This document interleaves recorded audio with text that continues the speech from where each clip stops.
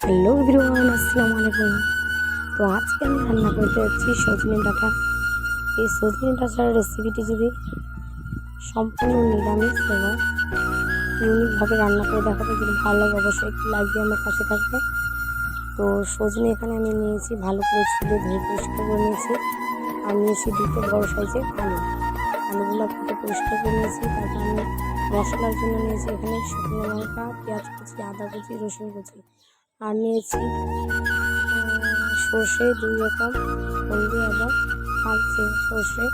এবার কড়ার মধ্যে তেল দিয়ে দিলাম, তারপর 2টা বড় সাইজের আলু দিয়ে দিলাম, হালকা লবণ এবং হলুদ দিয়ে ফ্রাই করে নেব, হালকা 90% সেদ্ধ যেন হয়ে যায়। এবার আমি মশলা দিয়ে দিলাম আদা বাটা, রসুন বাটা, পেঁয়াজ বাটা, গোটা গরম মশলা, জিরা, শুকনো লঙ্কা বাটা, ধনিয়া গুঁড়ো দিয়ে দিলাম, দিয়ে ভালো করে মশলাটা কষে নিলাম। দিয়ে দিলাম এবার একটা বড় সাইজের টমেটো কুচিটা এবার দেওয়া হয়ে গেল। এবার তারপর আমি সর্ষে বাটাটা দিয়ে দিচ্ছি। সর্ষে বাটাটা দিয়ে এবার আরও কিছুক্ষণের জন্য আমি নাড়াচাড়া করে নিচ্ছি।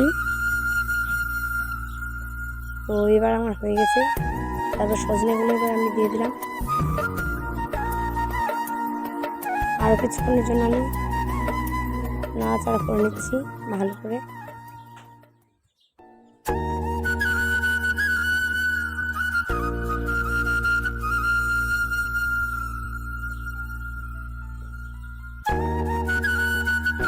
এবার আমি জল দিয়ে ঢাকনা দিয়ে দেবো 10 মিনিটের জন্য,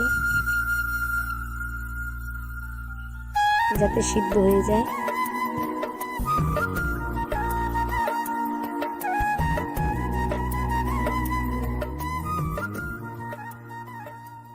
এবার সিদ্ধ হয়ে গেছে, এবার আমি ঢাকনাটা তুলে নিচ্ছি।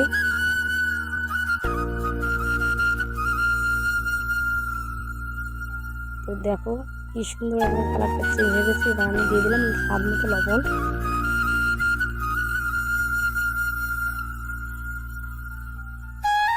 তো যেগুলো আলু আমি ভেজে রেখেছিলাম সেগুলো উপরে আমি ছড়িয়ে দিলাম।